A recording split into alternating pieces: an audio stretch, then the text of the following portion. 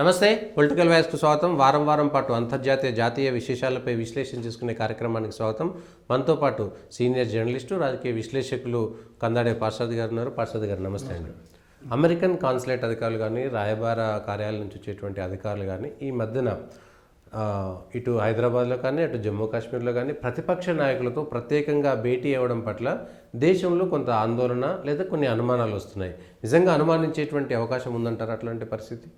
అనుమానించడానికి ఒక ప్రధానమైన భూమిక ఉంది. గత 2-3 ఏళ్లుగా జరుగుతున్న కొన్ని సంఘటనలు, అంటే ముఖ్యంగా బైడెన్ అధికారంలోకి వచ్చిన తర్వాత యుక్రెయిన్ యుద్ధం ప్రారంభమైన తర్వాత ఆ యుక్రెయిన్ యుద్ధానికి పూర్తిగా మనం మద్దతు ఇవ్వలేదు అన్న అసంతృప్తి అమెరికన్ రాజకీయ వర్గాల్లో బలంగా ఉంది. రెండవది, బైడెన్ ఏదైతే ఉదారవాద విధానాలకి వీటికి మద్దతు ఇస్తూ వస్తున్నారో దానికి భారతీయ జనతా పార్టీకి సంబంధించిన సైద్ధాంతిక భూమికకి కొంత వ్యతిరేకత ఉంది. సో ఇవన్నీ కలగలిపి ఒక రకమైన అసంతృప్తి అమెరికన్ డిప్లొమాటిక్ ఏదైతే దౌత్యపరమైన విభాగం ఉందో దాంట్లో ఒక అసంతృప్తి ఉంది అనేది వాళ్ళు పలు సందర్భాల్లో వెళ్ళగక్కారు. అదే సందర్భంలో భారత్ చాలా గట్టిగా స్పష్టంగా మేము ఈ విధానానికి కట్టుబడి ఉండలేము, మా అవసరాలు మాకున్నాయని స్పష్టంగా చెప్పడం అది అమెరికాకి మింగుడు పడలేదు. ఎందుకంటే అమెరికా చెప్పింది వినడమే చాలా దేశాలు, లేదా ఒకానొక సందర్భంలో రష్యా చెప్పింది వినడమే తప్ప మధ్య మార్గంగా గట్టిగా సమాధానం ఇచ్చిన దేశాలు లేవు. అమెరికా చైనాకు వ్యతిరేకంగా భారత్ను కలుపుకోవాలనుకుంటుంది, కానీ ఎప్పుడైతే భారత్ స్వతంత్ర వైఖరి అవలంబించిందో అది అమెరికాకు కూడా పూర్తిగా మింగుడు పడడం లేదు.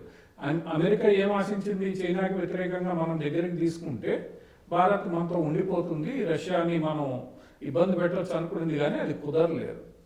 ఈ నేపథ్యంలో ఈ అమెరికా భారత్ మధ్య కొంత అసంతృప్తి, కొంత ఇబ్బందికరమైన వాతావరణం ఉన్న సమయంలో బంగ్లాదేశ్లో ఏదైతే జరిగిందో, బంగ్లాదేశ్లో జరిగిన కుట్ర ఏదైతే ఉందో, కుట్ర కానీ లేదా ఆందోళన కానీ దాని వెనకాల అమెరికా ప్రభుత్వం ఉందని అమెరికన్ దౌత్యవేత్తల పేర్లు కొన్ని వచ్చాయి. దాంతోపాటు CIA, ISI కలిపి జమాతే ఇస్లాంని ఉపయోగించుకొని షేక్ హసీనాను పక్కన పెట్టాయనేది.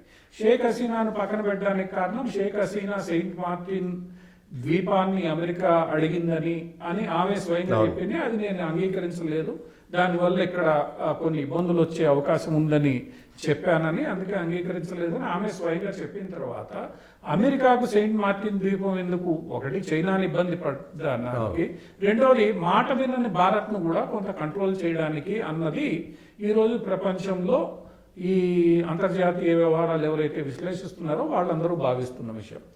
ఈ నేపథ్యంలో ఈ అమెరికన్ దౌత్యవేత్తలు మన భారతదేశంలోని నాయకుల్ని కలుస్తున్నారు. సహజంగా ప్రతి దేశానికి సంబంధించిన దౌత్యవేత్తలు ఎవరైతే ఉంటారో, ఆ దౌత్య రాయబార కార్యాలయ అధికారులు ఎవరైతే ఉంటారో వాళ్ళు వాళ్ళ పరిధిలో ఉన్న రాజకీయ నాయకులతో సంబంధాలు పెట్టుకుంటారు, మాట్లాడే ప్రయత్నం చేస్తుంటారు. ఇదేమి కొత్త కాదు, భారతదేశానికి తెలిసే జరుగుతుంది.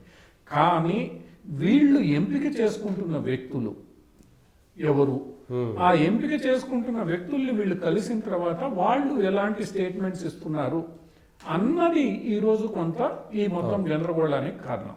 ఉదాహరణకు వాళ్ళు అసదుద్దీన్ ఓవైసీని కలిశారు. అసదుద్దీన్ ఓవైసీని కలిసిన సందర్భంలో 2 విషయాలు అసదుద్దీన్ ఓవైసీతో చర్చించారనేది మనకి రకరకాల సూత్రాల ద్వారా తెలుస్తోంది.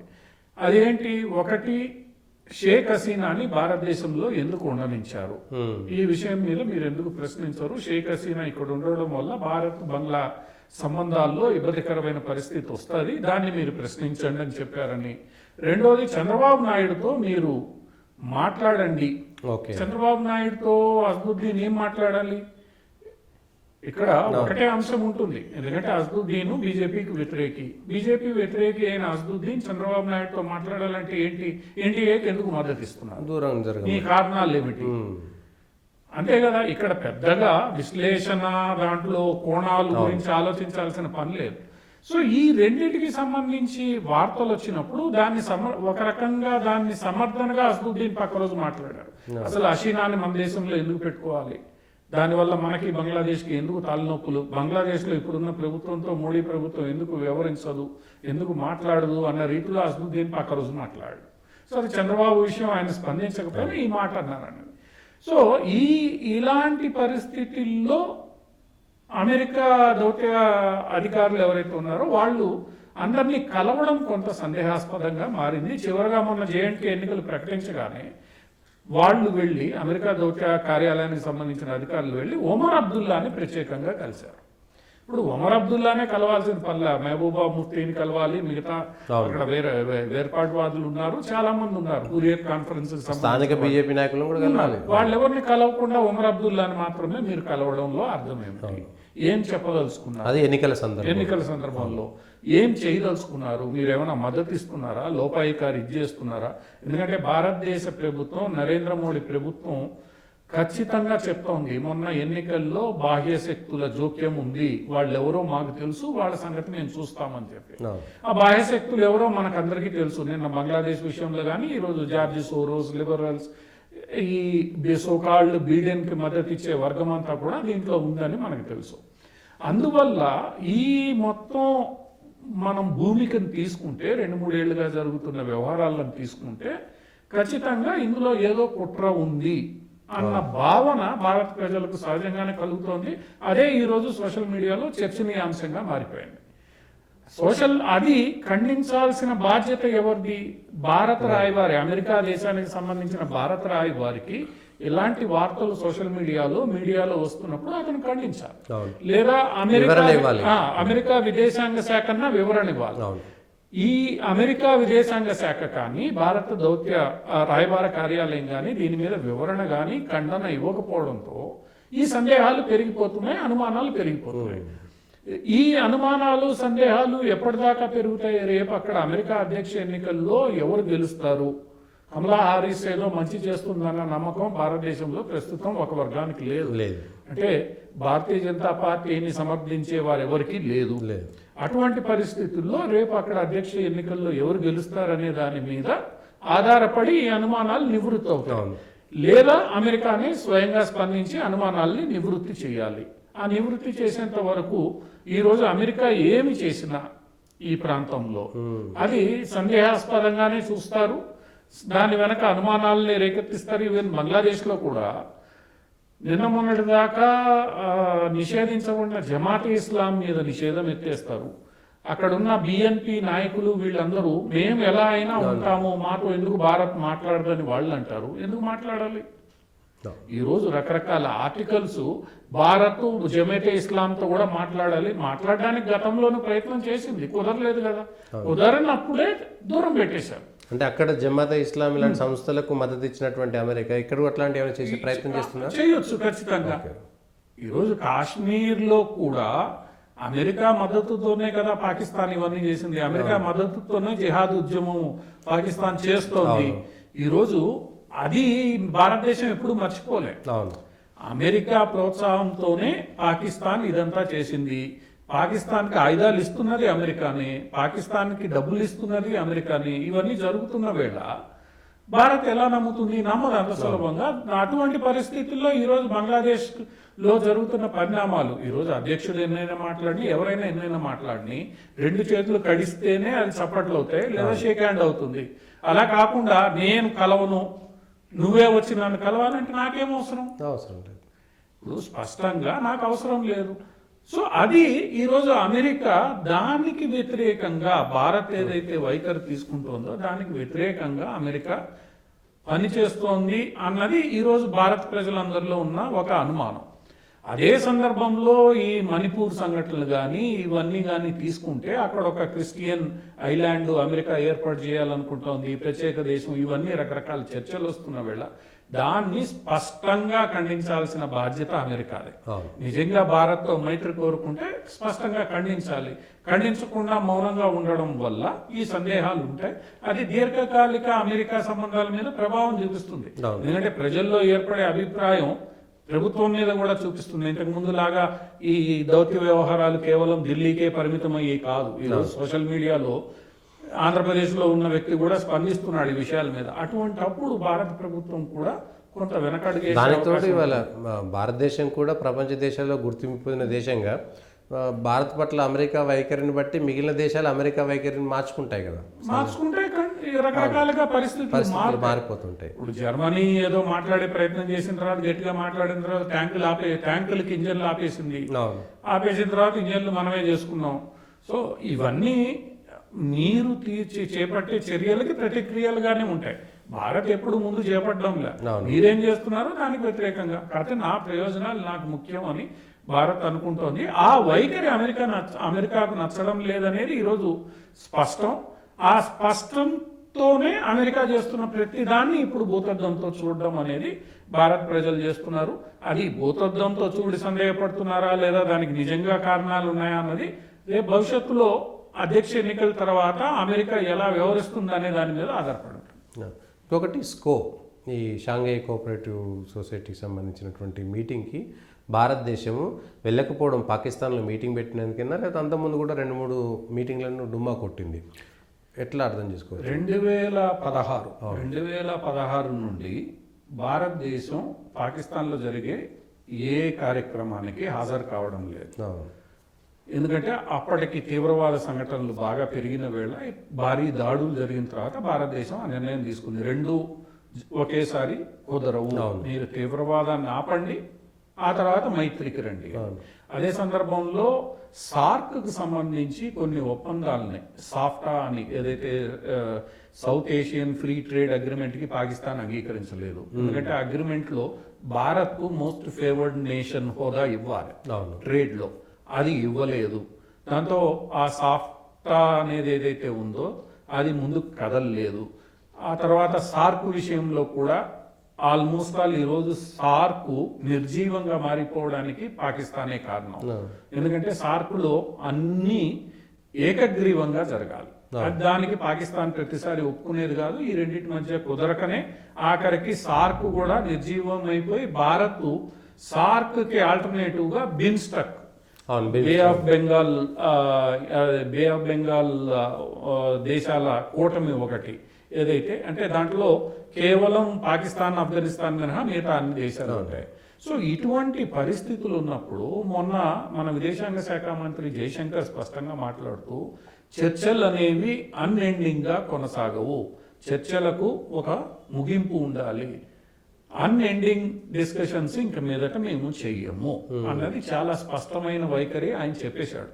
ఏ దేశమైనా మాతో చర్చించాలంటే ఒక డెడ్ లైన్ ప్రకారం చర్చిస్తాం, దీని అవుట్కమ్ ఏంటి, దీంతో ఏం సాధిస్తాం. అంతేగాని ఒకవైపు గొడవ నడుస్తూనే ఉంటుంది, ఇంకోవైపు చర్చలు నడుస్తూనే ఉంటే ఇది కుదరదు. ఇప్పుడు పాలస్తీనా ఇజ్రాయెల్ మధ్యలో కూడా ఇజ్రాయెల్ పాలస్తీనాలు రెండు దేశాల సిద్ధాంతానికి, 2 స్టేట్ థియరీ, 2 దేశాల ప్రత్యేక దేశాల సిద్ధాంతానికి ఒప్పుకున్న తర్వాత గాజాలో పాలస్తీనా కంట్రోల్ లేని సందర్భంలోనే ఈ గొడవ.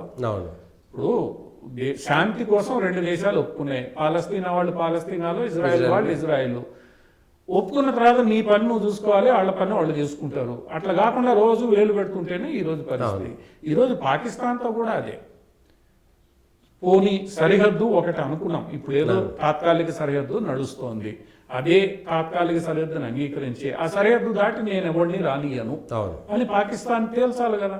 అలా కాకుండా నిన్న మొన్న కూడా పాకిస్తాన్లో ట్రైన్ అయిన ఉగ్రవాదులు వచ్చి వైష్ణవదేవి యాత్రకి ముందు అక్కడేదో గందరగోళం సృష్టించే ప్రయత్నం చేస్తున్న వేళ పాకిస్తాన్ ఎలా నమ్ముతావు? నువ్వు ఒకవైపు చర్చలు అంటావు, ఒకవైపు నీకు ట్రేడ్ కావాలి. ఈరోజు పాకిస్తాన్ ఉన్న ఆర్థిక దుస్థితిలో నిజంగా పాకిస్తాన్కి చిత్తశుద్ధి ఉంటే గోధుమల్ని వాగా బోర్డర్ ద్వారా తెప్పించుకోవచ్చు, దానికి అనువైన వాతావరణం పెట్టుకోవచ్చు. కానీ పాకిస్తాన్ ఎక్కడా దిగట్లే. పాకిస్తాన్ అహంకారం దానికి ఏ స్థాయిలో ఉందంటే ఆ అహంకారం యొక్క మత్తు ఇదే గోధుమల్ని దుబాయ్ నుంచి తెచ్చుకుంటుంది తప్ప ఇక్కడి నుంచి తెచ్చుకోదు. మంచిది, 100 రూపాయల్లో దొరికే గోధుమలు 1000 రూపాయలకు వస్తున్నాయి నీకు. ఎందుకంటే ఇక్కడి నుంచి దుబాయ్ పోవాలి, దుబాయ్ నుంచి ఇక్కడికి రావాలి.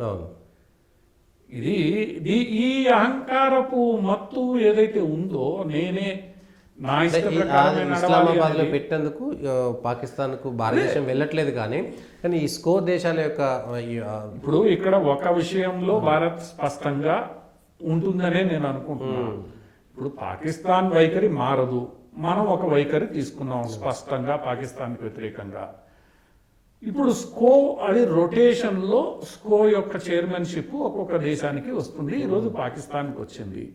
భారత్ హాజరు కావాలని ఖచ్చితంగా లేదు. ఓకే పాకిస్తాన్లో ఉన్న భారత హై కమిషనర్ కూడా హాజరు కావచ్చు. ఓకే స్కో సమిట్లో భారత ప్రాతినిధ్యం వహించాలి అని అంటే గతంలో మన 2023లో జరిగిన స్కో సమిట్లో హెడ్ ఆఫ్ ద నేషన్స్ మీటింగ్కి జైశంకర్ హాజరయ్యారు. ఓకే ఈ రోజు పాకిస్తాన్లో జరిగే స్కో సమావేశానికి భారత్ హాజరు కావాలని నిర్ణయించుకుంటే పాకిస్తాన్లో ఉన్న భారత హై కమిషనర్ ఎవరైతే ఉన్నారో వారు భారత ప్రతినిధిగా హాజరు కావచ్చు. ఇక్కడి నుంచి డెలిగేషన్ వెళ్ళాలి అని స్కోలో రూల్స్ ఏం లేవు. ఓకే అందువల్ల భారత్ ఈ రోజు ఏమాత్రం కాంప్రమైజ్ అయినా No. ఈ రోజు స్కో వస్తుంది, రేపు ఇంకొకటి వస్తుంది. స్కోకి నువ్వు కాంప్రమైజ్ అయినప్పుడు రేపు ఇంకొక కూటమి అక్కడ మేము పెడతాం, తాలిబాన్ శాంతి కమిటీ పెడతారు, దానికి నువ్వు వెళ్తావా? వెళ్ళలేదు కదా పోయినసారి. అందువల్ల ఏంటంటే ఇక్కడ భారత్ తన స్పష్టమైన వైఖరిని కొనసాగించకపోతే పాకిస్తాన్ ఇట్లానే తన మత్తులో ఉంటుంది. పాకిస్తాన్ మత్తు మీరు దించాలి అని అంటే హాజరు కాకపోవడం, భారత ప్రాతినిధ్యం వహించాలి. ఎట్లా పాకిస్తాన్లో మన హై కమిషనర్ పాకిస్తాన్లో ఉండే హై కమిషనరు ఒక అడిషనల్ సెక్రటరీ స్థాయి అధికారి. ఆయన ఏమి చిన్నవాడు ఉన్నాడు, పాకిస్తాన్లో హై కమిషనర్గా ఉన్న వ్యక్తి. సో ఒక అడిషనల్ కమిషనర్ స్థాయి అధికారి వెళ్తాడు, ఆయన బృందంతో వెళ్తాడు. అక్కడ అందరూ ఉన్నారు, పాకిస్తాన్ హై కమిషన్లో ట్రేడ్ కౌన్సిలర్ ఉంటాడు, మిలిటరీ కౌన్సిలర్ ఉంటాడు, అందరూ ఉంటారు. వాళ్ళు వెళ్ళి రావచ్చు. కానీ ఈరోజు దీన్ని ఒక వివాదంగా చూపించడానికి ప్రయత్నిస్తే మాత్రం అది మంచిది కాదు. భారతదేశంలో కొన్ని ప్రతిపక్షాలు ఉన్నాయి, ఏం వెళ్ళొచ్చు కదా, చర్చలు చేయొచ్చు కదా. ఈ రోజు ఒమర్ అబ్దుల్లా మాట్లాడేది కూడా అదే, పాకిస్తాన్తో ఎందుకు మాట్లాడాలి? వందల సార్లు మాట్లాడాం, షిమ్లా ఒప్పందం చేసుకున్నాం, బంగ్లాదేశ్ అప్పుడు నా ప్రిజనర్ ఆఫ్ వార్స్ అడగకుండా నీ ప్రిజనర్ ఆఫ్ వార్స్ వదిలాం. ఆ రోజు నా ప్రిజనర్ ఆఫ్ వార్స్ ఇంకా చాలా మంది మన ఆచూకీ లేదు, మన సైనికులది, విమాన పైలట్లది, వీళ్ళది. ఆ రోజు కానీ మనం లెక్కగట్టి మరీ అప్పచెప్పాం వాళ్ళకి, వాళ్ళ సైనికుల్ని. ఇంత భారతదేశం చేస్తున్నప్పుడు తగ్గాల్సిన బాధ్యత ఎవరిది? ప్రతిసారి భారత్దే తగ్గాలనా? ఇది ప్రజాస్వామ్యం కాబట్టి, అక్కడ మిలిటరీ ఉంది కాబట్టి వాళ్ళు తగ్గరు, నువ్వే తగ్గు అంటే భారత్ పనికిమాలిన దేశం అని ప్రతిపక్షాలు అనుకుంటున్నాయా? నిన్న ఒక పెద్ద మనిషి ఏమన్నాడు, చైనాతో మనమే తగ్గి చైనాని చేసుకోవాలి, ఎందుకంటే చైనా ఆర్థిక వ్యవస్థ మనం పోటీ పడలేము. ఎందుకు పోటీ పడలేము అంటే ఇవన్నీ ఏంటంటే భారత్ ని ఒక దుర్బల దేశంగా తయారు చేయడానికి పన్నుతున్న కుట్రలు. భారత్ గట్టి దేశం కాదని చెప్పడానికి కుట్రలు, దీని మీద ఎవడైనా ఆధిపత్యం చెలాయించవచ్చు, ఎవడైనా ఏమైనా చేయొచ్చు అనే కుట్రలు. కాబట్టి ఈ కుట్రల్ని భారత ప్రభుత్వం కఠినంగా తిప్పుకొట్టాలి. ఈ స్కో సమిట్ విషయంలో కూడా భారత్ తన వైఖరి 2016 నుంచి ఏదైతే అవలంబిస్తోందో ఆ వైఖరిని ఎట్టి పరిస్థితుల్లో కాంప్రమైజ్ చేయకూడదు. కాంప్రమైజ్ చేస్తే మాత్రం మళ్ళా మనం ఆ సంధించినట్లే. ఆ సంధిస్తే మాత్రం మళ్ళా మనమే వీకెన్ అవుతాం. కాబట్టి పాకిస్తాన్ ఎప్పుడైనా అప్పర్ హ్యాండ్ ఉండాల్సిందే. పాకిస్తాన్ అప్పర్ హ్యాండ్ అవసరం లే, కఠిన నా జోలికి రావద్దు, నేను నీ జోలికి రా, సింపుల్. ఎందుకంటే వాడు నైబరు, గోడ అవతల వాడు, గోడ యువతల మనం. నువ్వు గోడ ఎక్కి ఇటు చూడొద్దు, నేను అటు చూడను. అంతే. నీకు ఏదైనా మంచినీళ్ళు కావాలంటే అడుగు, ఓ చెమ్ము నీళ్ళు ఇస్తాను నేను, అంతకు మించి తప్ప ఇక్కడ ఎందుకు? నీకేంటి ఆసక్తి? ఈరోజు బంగ్లాదేశ్లో జమాతే ఇస్లామీ నిషేధం ఎత్తేస్తే జమాతే ఇస్లామే గత 20-30 సంవత్సరాలుగా నార్త్ ఈస్ట్లో ఇన్సర్జెన్సీ గ్రూపులకు కానీ, ఇండియాలో జిహాదీ గ్రూపులకు కానీ, సిమీకి కానీ వీటన్నిటికీ మద్దతు ఇస్తూ వచ్చింది. ట్రైనింగ్ ఇస్తున్న క్యాంపులు అవే కదా, మద్దతు ఇస్తూ వచ్చింది. అటువంటి పరిస్థితుల్లో ఈ రోజు అక్కడ ఉన్న పరిస్థితుల నేపథ్యంలో పాకిస్తాన్ మంచిగా మారిందని మనం అనుకోవాలన్నా? భారతదేశం తన వైఖరిని మార్చుకుంటే మాత్రం భారత వైఖరి కొంత ఇది వీకెన్ అవుతుంది తప్ప దీంట్లో మార్చి. ఇప్పుడు యుక్రెయిన్ కి మోదీ వెళ్ళాడు అంటే అక్కడ కథ వేరు. యుక్రెయిన్ తో మనకు ఎప్పటి నుంచో సంబంధాలు ఉన్నాయి, రష్యాతోనూ ఉన్నాయి. ఇద్దరికి మనం ఒకటే చెప్తున్నాం, కొట్టుకోవద్దు, కూర్చోండి, మాట్లాడుకోండి అని చెప్పి. రష్యాకి నువ్వు మద్దతు ఇచ్చేసావు అని జెలెన్స్కీ అసంతృప్తి ప్రకటించిన నా అవసరం. ఇప్పుడు నేను చమురు ఎక్కడి నుంచి తెచ్చుకోవాలి? మీరు ఇరాన్ మీద, వెనుజులా మీద, రష్యా మీద ఆంక్షలు విధిస్తే సౌదీ అరేబియా లాంటి గల్ఫ్ దేశాలు చమురు రేట్ని 2 రెట్లు పెంచేస్తే భారత ఆర్థిక వ్యవస్థ పరిస్థితి ఏంది? భారత ఆర్థిక వ్యవస్థ కూలిపోవాలని చైనా కోరుకుంటూ ఉంటే మీరు కూడా కోరుకుంటున్నారు, దానికి మద్దతు ఇచ్చినట్లే కదా. అంటే మీరేం చేస్తున్నారు ఇక్కడ? చైనా పేరుతో నాతో మిత్రత్వం అంటూ నన్నే వెన్నుపోటు పొడుస్తున్నారు. దానికి నేను అంగీకరించను. అందుకని ఇక్కడ కూడా పాకిస్తాన్ వైఖరిలో స్కో సమిట్ కావచ్చు, ఇంకో సమిట్ కావచ్చు, పాకిస్తాన్ దారికి వచ్చేంత వరకు భారత్ తన వైఖరిని మార్చుకోకూడదు, అలా ఉంటుందనే ఆశిద్దాం, అలా ఉండాలనే కోరుకున్నాం. ఓకే, ఇప్పుడు ఇట్లా పాకిస్తాన్ సమస్య ఇటువైపు ఉండగానే జమ్మూ కాశ్మీర్ ఎన్నికలు 10 ఏళ్ల తర్వాత ఎన్నికల్లోకి వెళ్తున్నటువంటి జమ్మూ కాశ్మీర్ ఎన్నికలు ఈ అంశంతో పాటు ఏ అంశాలు ప్రభావితం చూసేటువంటి అవకాశం ఉంది? ఇప్పుడు జమ్మూ కాశ్మీర్ ఎన్నికల్లో ప్రధానంగా ఆర్టికల్ 370 ఒక అజెండా. అవును, ఆర్టికల్ 370 సుప్రీంకోర్టు కూడా సమర్థించింది. రాజకీయ కారణాలతో ఇండియా కూటమి దాని మీద మాట్లాడుతోంది తప్ప కాంగ్రెస్ కూడా ఈరోజు మాట్లాడే పరిస్థితుల్లో లేదు. కాశ్మీర్లో ఉన్న కొన్ని పార్టీలు, ముఖ్యంగా నేషనల్ కాన్ఫరెన్స్, హురియత్ కాన్ఫరెన్స్ మద్దతు ఉన్న పార్టీలో పీడీపీనో మాట్లాడుతున్నాయి. కానీ ఇది సెటిల్ అయిన ఇష్యూ. ఈ ఇష్యూ సెటిల్ అయిందన్న విషయం పార్లమెంట్ ఎన్నికల్లోనే కొంత తేలిపోయింది. ఇప్పుడు అసెంబ్లీ ఎన్నికల్లో కూడా జమ్మూ కాశ్మీర్ ప్రజలు ఇది సెటిల్ అయిన ఇష్యూ అని చెప్పి చెప్తారనే నమ్మకం అందరిలోనూ ఉంది. ఒక్కసారి ఆ తీర్పు అలా ఇచ్చిన తర్వాత అక్కడ అజెండా ఇంకా ఏమున్నాయి? అక్కడ అభివృద్ధి ఒక్కటే అజెండా ఈరోజు. అంతే.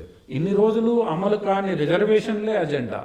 ఇన్ని రోజులు కొందరు నాయకులు, కొన్ని పార్టీలు అన్ని ఆస్తుల్ని కబ్జా చేసి పెట్టుకొని పూర్తి అధికారాన్ని అనుభవించడమే అక్కడ అజెండా. అనుభవిస్తూ వచ్చిన దాన్ని ఈరోజు సరిచేయడమే అజెండా. వీటిల్ని అక్కడ ప్రజలు స్వాగతిస్తున్నారనేది పార్లమెంట్ ఎన్నికల్లో తేలిపోయింది.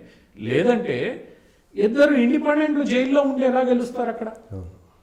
ఒమర్ అబ్దుల్లా ఓడిపోవడం అనేది ఒక రకంగా మహబూబా ముఫ్తీ, ఒమర్ అబ్దుల్లా ఇద్దరు ఓడిపోయారు, ప్రజలు తిరస్కరించారు. ఈ సిద్ధాంతాలకు బీజేపీకి పట్టం కట్టకపోయినా కూడా ఈ జరుగుతున్న మార్పుని ప్రజలు స్వాగతిస్తున్నారు. అంతవరకైతే కరెక్టే కదా. ఇప్పుడు పూర్తిగా వాళ్ళు చెప్పింది నేషనల్ కాన్ఫరెన్స్, పీడీపీ చెప్తున్నది వినే పని అయితే వాళ్ళకి మంచి మెజార్టీ ఇవ్వాలి పార్లమెంట్ ఎన్నికల్లో. ఎందుకు ఇవ్వలేదు? అక్కడ ప్రజలు మన వాయిస్ లేవనెత్తే వాళ్ళు ఉండాలి అని ఇద్దరిని గెలిపించుకున్నారు. ఒకళ్ళు జైల్లో ఉండి, ఒకళ్ళు బయట. సో అందువల్ల అక్కడ ప్రజల్లో ఏం కోరుకుంటున్నారు అనేది ఒక స్పష్టత ఉంది. కానీ అక్కడ ఉన్న కొన్ని ప్రత్యేక పరిస్థితుల దృష్ట్యా పూర్తి స్థాయిలో భారతీయ జనతా పార్టీ గెలిచే అవకాశం లేదు. ఎందుకంటే కాశ్మీర్ వ్యాలీలో భారతీయ జనతా పార్టీకి మొదటి నుంచి పట్టు లేదు. అంటే సగానికి పైగా సీట్లలో భారతీయ జనతా పార్టీకి పట్టు లేదు. జమ్మూలో మాత్రమే భారతీయ జనతా పార్టీకి పట్టుంది.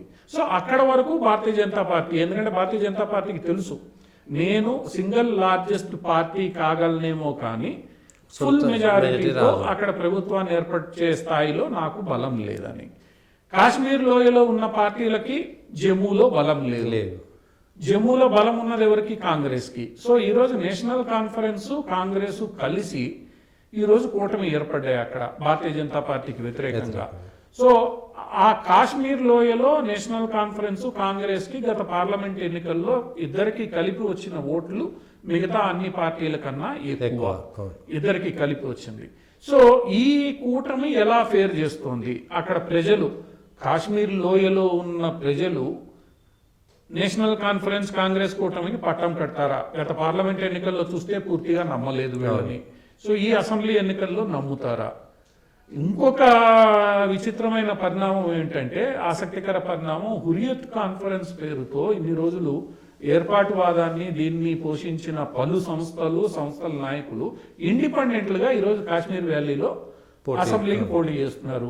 వాళ్ళని అన్ని మీడియాలు వెళ్లి ప్రశ్నించాయి. ఎందుకు మీరు పోటీ చేస్తున్నారు? మీకు ఇది ప్రజాస్వామ్యం ఇష్టం లేదు కదా, భారతదేశంలో ఉండడం ఇష్టం లేదు కదా అంటే, మేము ఇప్పుడు ప్రజాస్వామ్య ప్రక్రియ ద్వారా మా సమస్యల్ని లేవనెత్తదలుచుకున్నామని వాళ్ళు స్పష్టంగా చెప్పారు.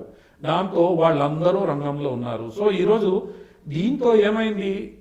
కాశ్మీర్ లోయలో 3 ప్రధాన కూటములు పోటీ పడుతున్నాయి. అంటే బీజేపీ కూడా అక్కడ పోటీలో ఉన్నప్పటికీ కూడా 3 ప్రధాన, ఒకటి పోయిన ఎన్నికల్లో ఎక్కువ బీజేపీ కూడా ఓట్లు వచ్చాయి.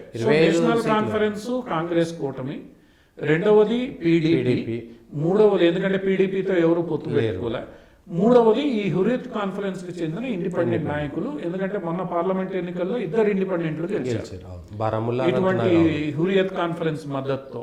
సో ఇప్పుడు అక్కడ 3 పోటీ పడుతున్నారు కాశ్మీర్ లోయలో ప్రజల్ని గెలుచుకోవడానికి. ఇక బీజేపీ కూడా కొంత ఉంటుంది.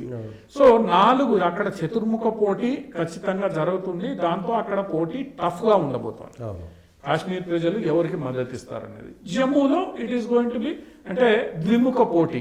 ఒక స్థాయిలో చూస్తే కాంగ్రెస్ బీజేపీ కాంగ్రెస్ BJP. కూటమి రెండింటి BJP మధ్యలో కూటమి. ఉంటుంది. అవును. సో ఇక్కడ బీజేపీకి ఎప్పుడు అడ్వాంటేజ్ ఉంది, కాంగ్రెస్ కి డిసడ్వాంటేజ్ ఉంది. ఇక్కడ కాంగ్రెస్ ఎప్పుడు అక్కడ పెద్దగా గెలిచింది లేదు. గత 7-8 పార్లమెంట్ ఎన్నికల్లో కూడా అక్కడ జితేంద్ర సింగ్ వీళ్ళు గెలుస్తూ వచ్చారు తప్ప కాంగ్రెస్ గెలుపు లేదు. అటువంటి పరిస్థితుల్లో జమ్మూలో బీజేపీ బలంగా ఉన్నప్పుడు పెద్ద సింగిల్ లార్జెస్ట్ పార్టీగా అవతరిస్తే అక్కడ జరుగుతున్న త్రిముఖ చతుర్ముఖ పోటీలో ఏ పార్టీకి ఎక్కువ సీట్లు వస్తాయో దాన్ని బట్టి ఇప్పుడు నేషనల్ కాన్ఫరెన్స్ కాంగ్రెస్ కి అక్కడ ఎక్కువ సీట్లు వచ్చాయి, కానీ ప్రభుత్వం ఏర్పాటు చేసే పరిస్థితి లేదు. అటువంటిప్పుడు ఇంకా పీడీపీని చేర్చుకోవాలి, ఇంకోళ్ళని చేర్చుకోవాలి. ఎన్ని చేర్చుకున్నా కూడా అవి సగానికే పరిమితం అవుతాయి, జమ్మూలో సీట్లు రాకుండా. లేదు, జమ్మూ ప్రజలు కూడా బీజేపీని తిరస్కరించి కాంగ్రెస్ పట్టం కడితే అది వేరు పరిస్థితి. కానీ ఆ పరిస్థితి ఉండదనుకుంటున్నాం మేము, ఎందుకంటే అక్కడ ఉన్న పరిస్థితులను బట్టి.